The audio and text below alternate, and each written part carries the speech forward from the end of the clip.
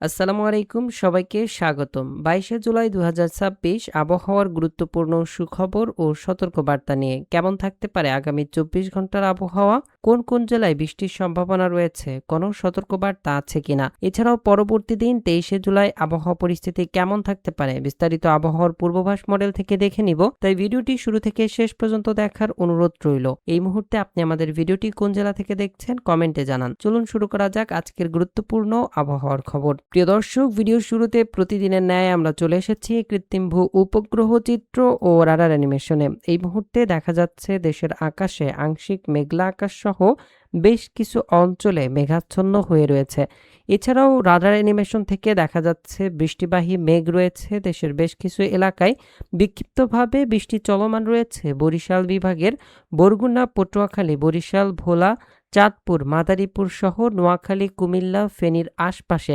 এছাড়াও খুলনা বিভাগের বেশ কিছু অঞ্চলে বৃষ্টিবাহী মেঘ তৈরি হচ্ছে, বিশেষ করে কুষ্টিয়া, মাগুরা, ঝিনাইদহ, চুয়াডাঙ্গা এই সকল অঞ্চলের দিকে বৃষ্টিবাহী মেঘ তৈরি হওয়ার শুরু করেছে।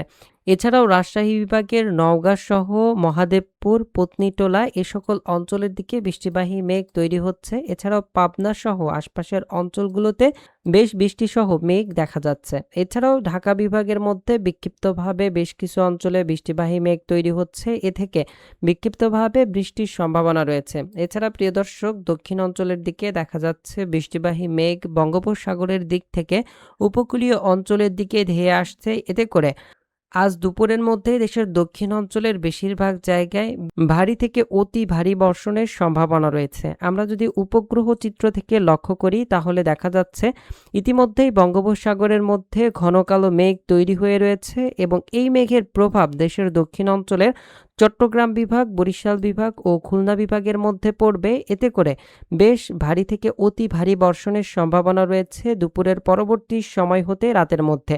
কয়েক দফা এই বৃষ্টি অতিক্রম করতে পারে। বৃষ্টি ও বজ্রবাহী মুড থেকে দেখা যাচ্ছে বৃষ্টি দেশের দক্ষিণ অঞ্চল হয়ে প্রবেশ করে চট্টগ্রাম বিভাগ ও খুলনা বিভাগ সহ বরিশাল, ঢাকা বিভাগের মধ্যে প্রবেশ করবে। এতে করে ব্যাপক ভারী বর্ষণ হতে পারে খুলনা, বরিশাল, চট্টগ্রাম সহ ঢাকা বিভাগের মধ্যে। এই সময় উত্তর অঞ্চলে বৃষ্টির প্রবণতা বেশ কিছুটা কম থাকতে পারে। গতকালকে উত্তর অঞ্চলে রৌদ্রর উপস্থিতিও ছিল। এছাড়া প্রিয় দর্শক, দেখা যাচ্ছে রাত্রিকালীন সময় বা বিকেলের পরবর্তী সময় হতে দেশের উত্তর অঞ্চলেও বৃষ্টি এক দফা অতিক্রম করতে পারে। এতে করে সিলেট বিভাগের জয়ন্তপুর, সিলেট, সুনামগঞ্জ, দিরাই, বড়লেখা, ময়মনসিংহ বিভাগের কেন্দুয়া, নেত্রকোনা, মোহনগঞ্জ, কমলকান্দা, ফুলপুর, নালিতাবাড়ী সকল অঞ্চলের দিকে হালকা মাঝারি ধরনের বৃষ্টি অতিক্রম করতে পারে। এছাড়া এই সময় রংপুর বিভাগের কুড়িগ্রাম, রংপুর, দিনাজপুর সহ ঠাকুরগাঁও, পঞ্চগড়, গাইবান্ধা এই সকল অঞ্চলের উপর দিয়েও কিছুটা হালকা থেকে মাঝারি ধরনের বৃষ্টি অতিক্রম করতে পারে। এছাড়া প্রিয় দর্শক, পরবর্তী দিনের আবহাওয়ার পূর্বাভাসে আমরা চলে যাচ্ছি। দেখা যাচ্ছে বৃহস্পতিবারও দেশের দক্ষিণ অঞ্চলে সকাল থেকেই ব্যাপক পরিমাণের বৃষ্টি অতিক্রম করতে পারে। এই সময় চট্টগ্রাম বিভাগের প্রায় সকল অঞ্চলে কক্সবাজার থেকে শুরু করে চাকরিয়া, থানচির, বান্দরবন, চট্টগ্রাম, রাঙামাটি, খাগড়াছড়ি, ফটিকছড়ি, কাপ্তাই সকল অঞ্চলের দিকে বেশ হালকা মাঝারি এবং বেশ কিছু অঞ্চলে ভারী থেকে অতি ভারী বৃষ্টি অতিক্রম করতে পারে। এছাড়াও ফেনী, নোয়াখালীর দিকেও, কুমিল্লা সহ আশপাশের অঞ্চলগুলোতেও বৃষ্টি রয়েছে। বরিশাল বিভাগের পটুয়াখালী, বরিশাল, ভোলা, বরগুনা, কুয়াকাটা সহ এদিকে খুলনা বিভাগের মংলা, খুলনা, সাতক্ষীরা, কালীগঞ্জ, যশোর, নড়াইল এ সকল অঞ্চলের দিকে বৃষ্টি অতিক্রম করতে পারে। ব্যাপক পরিমাণের বৃষ্টির সম্ভাবনা রয়েছে সাতক্ষীরা, খুলনা, মংলা, নড়াইল, যশোর, ঝিনাইদহ এই সকল অঞ্চলের দিকে। এই বৃষ্টির প্রভাবে দেখা যাচ্ছে বেশ কিছু অঞ্চলে জলাবদ্ধতা তৈরি হতে পারে। এছাড়াও প্রিয় দর্শক, এই বৃষ্টি আজ থেকে গত কয়েকদিনের তুলনায় আজকে থেকে আরও বৃদ্ধি পাবে এবং আগামী 3 থেকে 4 দিন অব্যাহত থাকার সম্ভাবনা রয়েছে। এই বৃষ্টি বেশিরভাগ দেশের দক্ষিণ অঞ্চলে থাকবে। এই কারণে চট্টগ্রাম, বরিশাল ও খুলনা সহ ঢাকা বিভাগের মধ্যে বেশিরভাগ বৃষ্টি লক্ষ্য করা যাবে। এছাড়াও রাজশাহী বিভাগেও থেমে থেমে বৃষ্টি রয়েছে।